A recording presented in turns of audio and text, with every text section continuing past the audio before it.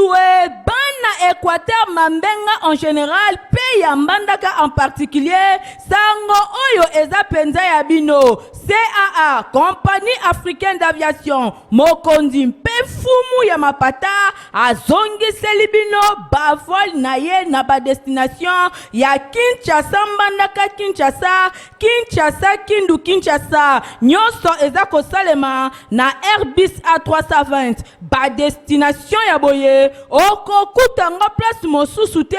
Kaka na CAA, Compagnie d'aviation Oyo ba Congolais Balova, à partir déjà ya le 19 décembre 2022, Kwenda Futuka na Kwenda Vutuka, Mbandaka na Kindu, Kokende yango ekomineti na sima ya ndako, à travers reprise ya ba vol kitoko Oyo. CAA, facilitateur ya bana Congo, Mosungi, Aboya ba Congolais balela. CAA, Balinga Kamboka Boete, vous êtes trop amoureuse du pays.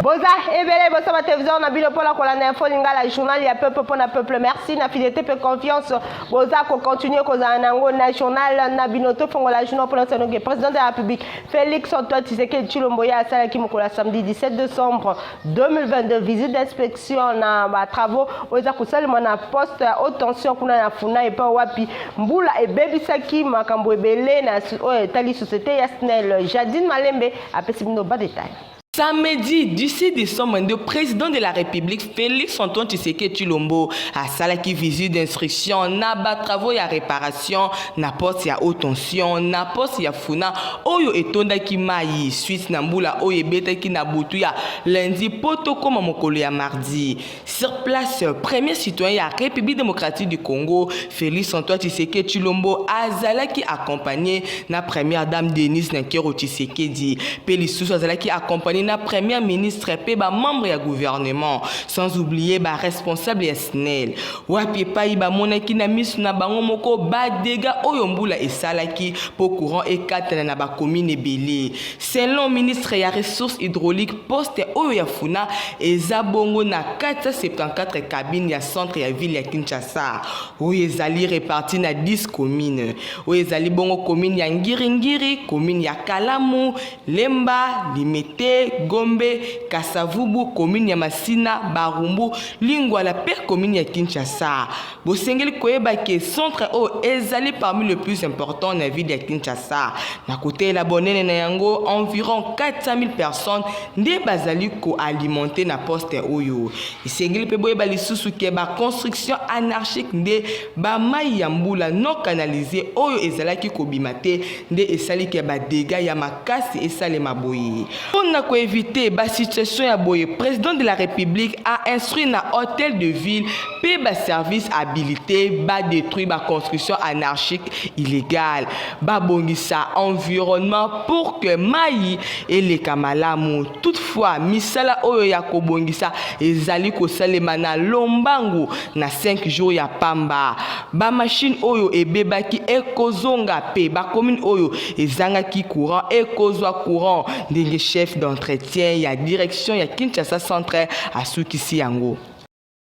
Tikalaka na masolo ya chef de l'État Félix Antoine Tshisekedi Tshilombo pour la coalition Bino Kelongo na première dame Denise Nakero Tshisekedi président de la République ya akitaki kaka le même samedi na monga fula kuna côté en vrac et pas wapi boulot ya makasi résultat ko salema pour na ko sala visite d'inspection ya ba travaux exécutés et pas ya agence congolaise de grands travaux couple présidentiel bazu ba explication sur route nationale numéro 1 sur avancement ya ba travaux ndenge ezali ko salema chef de l'État a pesigo na premier grand camion et les Kanananzela oyo ezali aménagé pour la première fois depuis mbula oyo ebetaki ya makasi to poursuivre journaliste pour la que mwana mboka Tito Ida Mbito elongo na structure na ye les amis de Tito Inda Mbito bazalaki ebele pona koyamba chef de l'État week-end pa wapi azalaki na libulu wana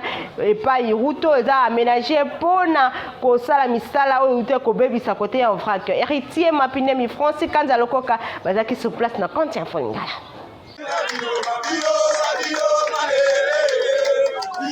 Chef de l'État Félix Antoine Tshisekedi Tshilombo akitaki week-end eleki na route nationale numéro 1 Kinshasa Matadi epai wapi ebukanaki na commune ya Mongafula mingi penza na quartier en vrac pona kotala ndenge nini misala ezali kosalema pe kopesa go mituka ezonga nanu koleka par rapport ya mosala esalemi déjà provisoirement bosimbake parmi bato bayaki ebele pona koyamba chef de l'État mobilisation esalemaki na ndenge ya kosakana te tomonaki pe mwana mboka Chicho Idambito oyo azali président ya structure na ye les amis de Chicho Idambito ye moko président azalaki ba base na ye bayaki pe ebele botala bino moko ndenge bazali koyemba loyembo na monoko bambunda ezali kobeta mabina ekatamaki na ndenge ya kosakana te Chicho Idambito azali bongo membre na kati ya parti politique Alliance des Congolais progressistes ya mwana mboka Jantini Ngobila Mbaka oyo azali autorité morale Chicho Idambito oyo babengaka Roya Lukunga lisu ya Jantini Ngobila Mbaka azalaka toujours wana pona soutenir chef de l'État Félix Antoine Tshisekedi Tshilombo par rapport ya misala oyo ye azali kosala na tina wana asepelaki pe kozala sur place.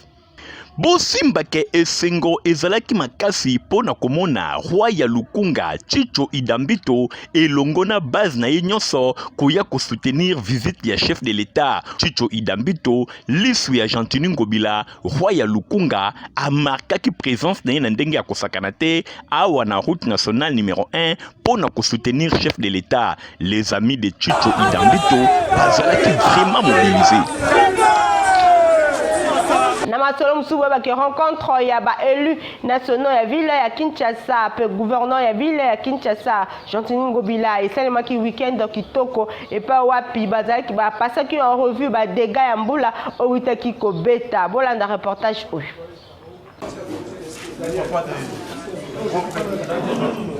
Bazalaki conduit epai ya Raphaël Kibuka baélu ya Kinshasa na audience epai ya Jantini Ngobila chef exécutif provincial na bobimi na bango chef ya délégation alobi ke bayaki na cadre échange oyo bango lokola ba administré pe baélu ya Kinshasa pona kosola na ye na ndenge bato bakufaki ebele gouverneur a partagé na baélu ya Kinshasa douleur oyo ayokaki tangu population kinoise akufaki ebele na mbula oyo bato pe babungisaki biloko ebele a expliqué na bango ndenge société oyo bazali na responsabilité na makambo oyo société Sopeka oyo baza chargé ya ko gérer route nationale numéro 1 suivant contrat oyo bazali na yango na gouvernement witaki koleka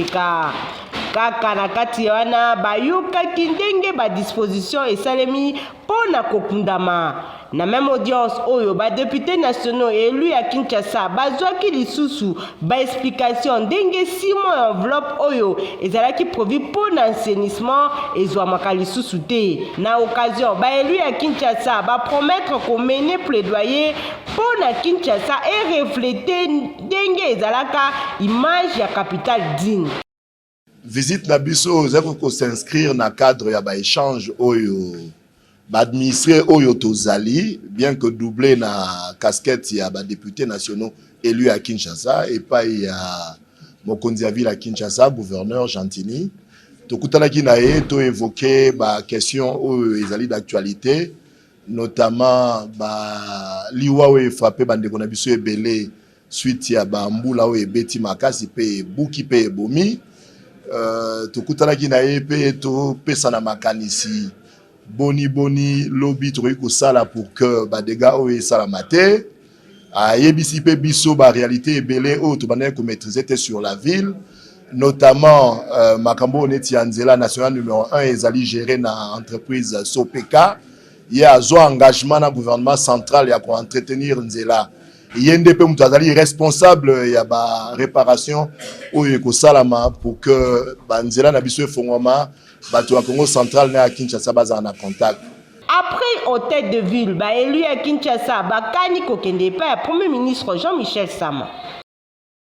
Tobeta bongo masolo ya Palu parti Lumumbiste unifié Palu na mukuse oyo kumba maka et pas secrétaire général Godefroy Mayobo bango balança ki week-end eleki opération spéciale élection 2023-2024 ezalaki bongo na cadre ya matinée politique ya kafu ba organiser ki na siège ya parti na bango héritier Mapindemi Igor Tingi bazaki sur place na compte ya Funingala.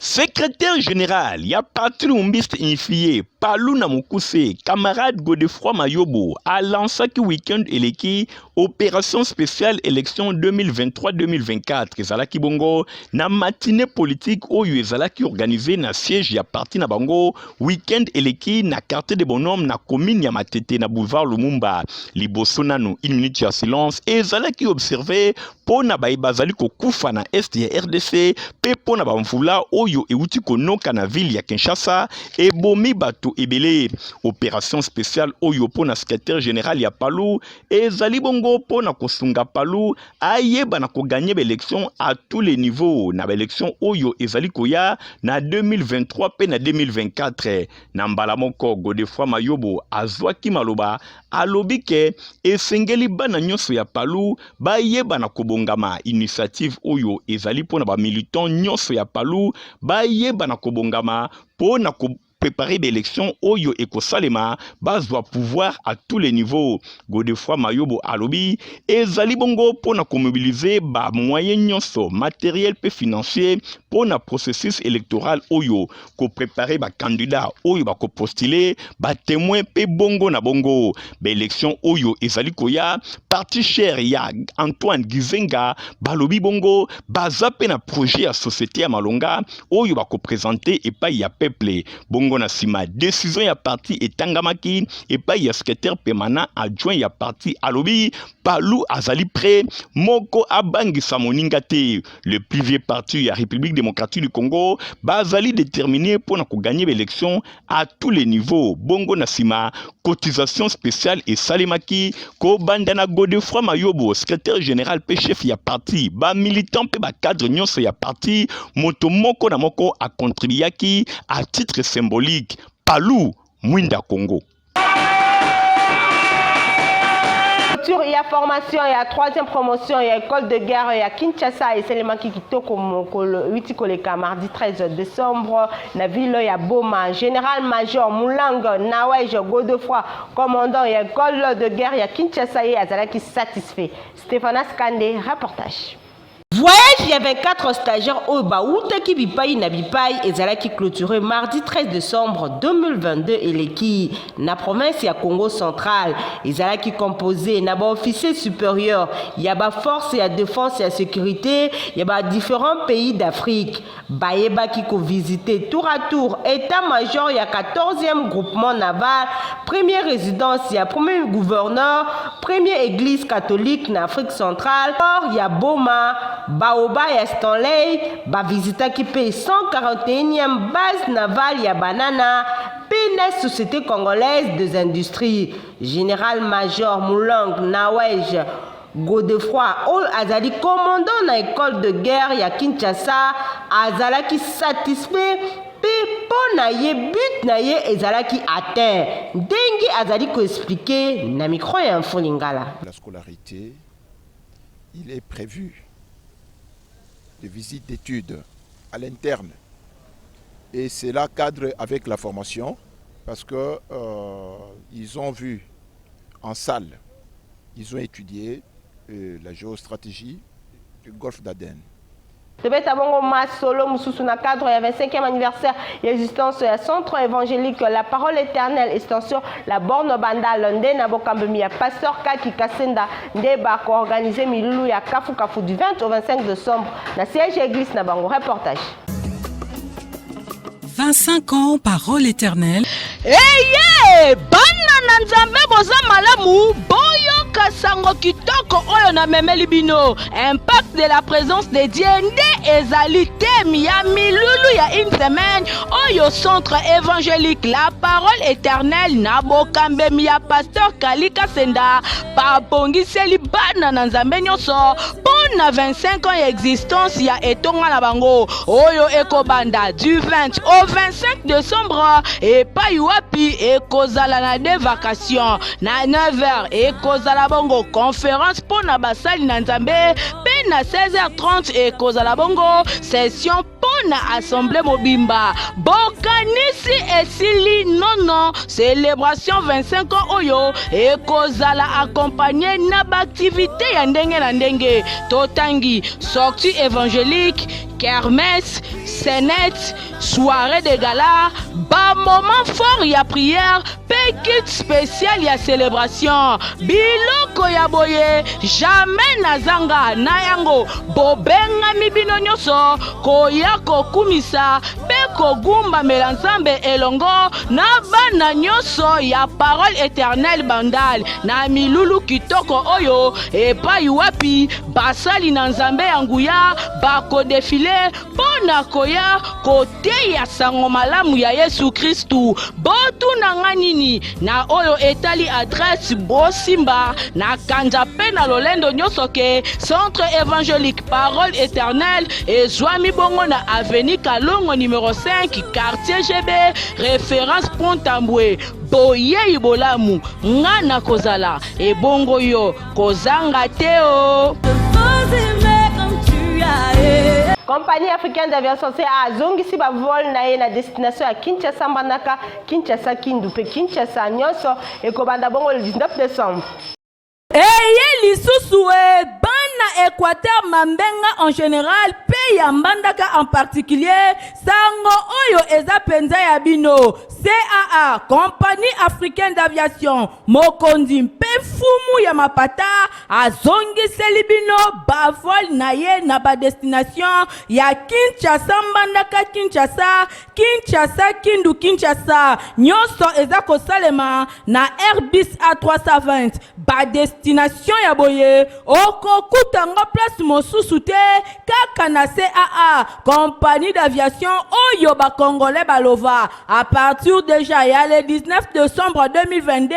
kwenda vutuka Mbandaka na Kindu kokende yango ekomi neti na sima ya ndako à travers reprise ya bavol kitoko oyo CAA facilitateur ya bana Congo mosungi aboya ba congolais balela CAA balingaka mboka boete vous êtes trop amoureux du pays. Vous allez poser à voyager place à kitoko pe sur au bakolandelo ba démarche ndenge moko ya kitoko pe ko voyager mbala moko eza bongo agence de voyage Eric Travel ya mwana mboka ADG Eric Mwamba. Freedom. Mitungisa maki mingi pona kobima banda ya mboka bana ya Kinshasa ya République démocratique du Congo balia yo bambongo ya ndenge na ndenge na ba agence ya pambala tisiko oyo ozali kovanda kaka na Kinshasa mbongo na yo ekenda na mai komitungisa mana yo lisusu teo tikana betela yo lisolo ya agence de voyage ya sur awa eratakate le boss le jeune lion moto oyo amikotisa na masolo ya voyage ye oyo le boss ADG Eric Mwamba ya agence Eric Travel bakisele lisusu ambassadeur ya développement agence de voyage Eric Travel emesana na masolo ya voyage pona kosunga bandeko na ye ba congolais oyo baza komitungisama na masolo oyo etali voyage awa oza na posa ya kokende na Chypre pona ko poursuivre ba étude na yo kobeta tour na Dubai kokende na Afrique du Sud Égypte masolo ya Express Canada États-Unis ba pays Schengen pe misusu awa na Eric Travel et ratakate awa soki oye tikana betelo lisolo ba service o nyonso oza na posa na yango na agence Eric Travel okozwa yango na pete ndeko awa kataka te ye moko ADG Eric Mwamba akolandela yo masolo ti okokende awa na agence Eric Travel sur prise en charge eza bongo assuré wana kutu biakoloba eza lisusu te na Eric Travel zala na yo à l'aise oye o voyage na yo déjà zwa ba adresse oyo na 11e rue limité mosika te na INPP agence Eric Travel ezali wana bino bana ya changu bokende en face ya entrée Kimbuta Eric Travel na ngambu ya Masina oza bongo na funa baza bongo na 2 adresses ya liboso en diagonale ya district ya la police juste avant arrêt Kingabwa. Deuxième adresse pene ya place des artistes tala na ngambu côté ya station Ingène otuni Eric Travel bakolakisa yo bongo bino bana ya Lukunga na Kitambo magasin pene ya Facebook na Eric Travel okeyo komona mboka nyonso oyo lingi pe oza na posa na yango ya kosamba ezate ADG Eric Mwamba confirmé na masolo etali voyage batikela yo bakomela pema poto ya malonga mpona bana na bino eza bongo Protivap yo mpe mokolo oza na posa ozala santé kitoko yeba ke poto Protivap mokolo mpe akoki na ye komela yango. Stéphane Skande reportage. Yena azoko ya bien bébé pro azoko ya bien po ayeka Protivap bongo bébé ni pipi se etumba na pota ndeko na malika mnini mwa ezolela makasi bo ezoloka ntina balabala yeka boye alia na pasi mwana oyo mwana kolia na pasi te eske biloko azolia oyo azosepela nango tala bébé pro ye aliaka kaka Protivap bandiku naza kopesa bino Jean-Pierre ya mwana oyo bébé pro banda kuma kuria aliaka kaka Protivap butala ekola linai Protivap kitoko na miso elengi na monoko misala na nzitu ya bana pona société ya santé ya bana esengeli baliaka potopoto Protivap tala lelo yo bébé pro akoli malamu po aliaka potopoto Protivap bina kuna chimakate aha bitsonya zoto bina dansa ba bébé toke bana ba yango chante kitoko nzoto makachi mboka mobimba echita yingiyo ha Protivap potopoto kitoko pona ba bébé pro omitungisamaki mingi na maladi ya Covid to pe coronavirus boyeba ke solution esi ezwami mana Covid produit ya qualité. Reportage. Le monde vit sous l'emprise de notre ennemi coronavirus qui a semé la désolation dans les familles ainsi que dans les mondes pour tenter de se rendre des recherches et expériences sur les plantes médicinales a inventé Mana Covid qui vient éradiquer désormais adieu coronavirus. Vive le Mana Covid, les puissants médicaments de rêve contre le coronavirus.